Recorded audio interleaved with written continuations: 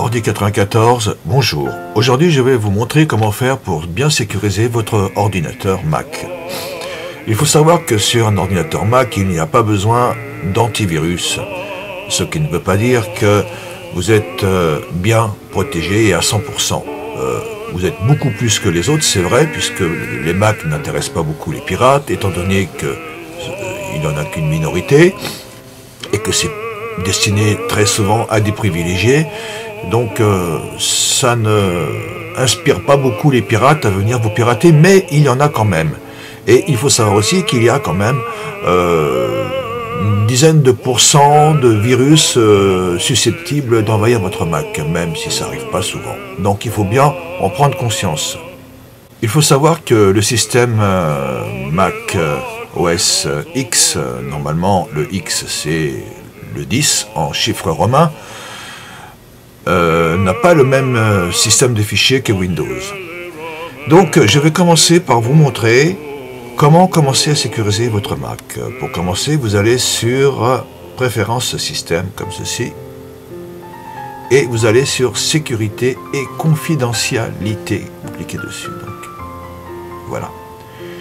Et là, vous constatez qu'il y a Général, Firewall, coupe-feu. Donc, dans Général, vous pouvez, si vous souhaitez, mettre un mot de passe sur votre ordinateur au démarrage, de manière à ce que personne ne puisse rentrer dans votre ordinateur et regarder vos informations. Donc, c'est ici que ça se passe.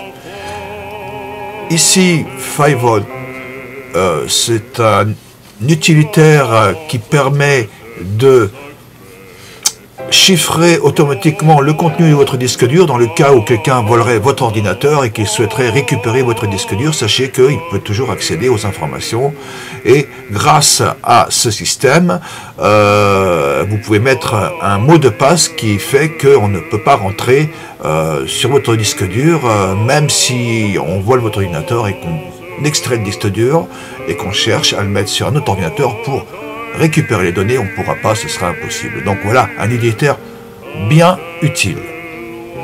Et vous avez bien évidemment le coupe-feu. Vous devez donc activer le coupe-feu qui protège votre ordinateur sur les connexions entrantes et sortantes.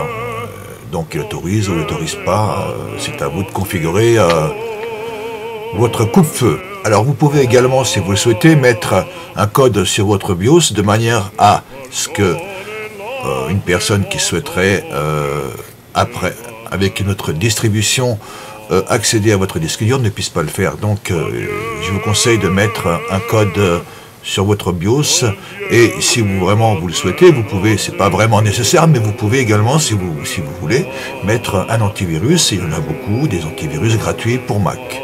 Voilà, ainsi se termine ce tuto. Merci de m'avoir regardé et écouté, et à bientôt.